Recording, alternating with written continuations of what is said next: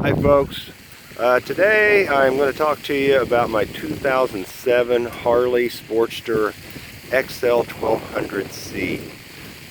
Bike's in great shape, I believe right about at 20,000 miles, so it's got just getting broke in about right there.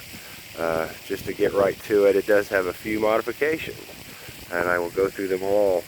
Everything that's been done on this bike has been done right. The money has been spent where it needs to be spent.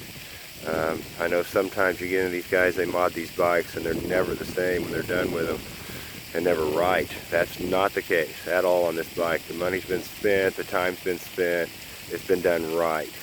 So let's just start with the most important stuff, which to me is of course the engine. Just at first sight, probably the only, and I'll just get this out of the way right off, the only real scratches of any significance on this bike are on these exhaust tips, which I did buy those used, and so there is some scratching you can sort of see there hopefully, but they're Screaming Eagle 2s. They sound awesome, they sound great on this bike, and that kind of goes along with the other Screaming Eagle items, which I'll get into. Screaming Eagle intake, air intake. And then inside the engine itself, the bike has had Screaming Eagle cams put in it. And there you can sort of see the adjustable push rod tubes. Make that job a lot easier if anybody ever wants to play again. Inside the engine, it was just clean as it could be. I'll start it here in a little bit.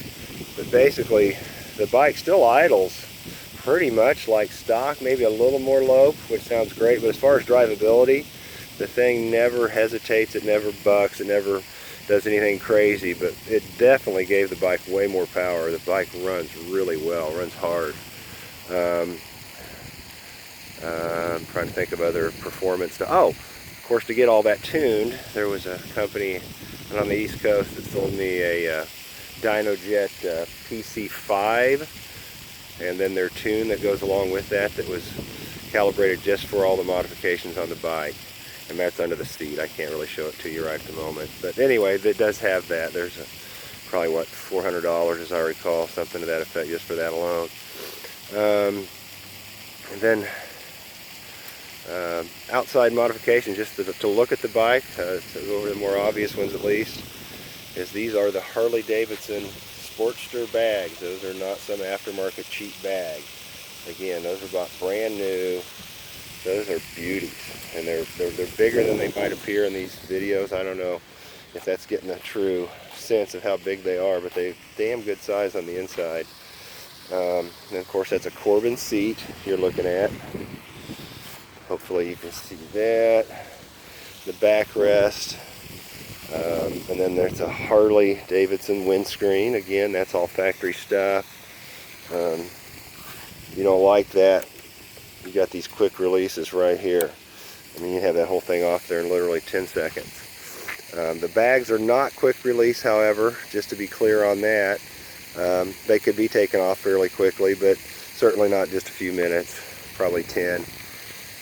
If it bothered you. And those kind of modifications, by the way, the external mods like that are quickly removable, I can put the stock stuff back on and lower the price for somebody. If there's any or all those things you don't want, I can handle that. Now to the other things. When I did the bag, that meant you had to relocate the license plate frame. So all this is aftermarket. Having said that,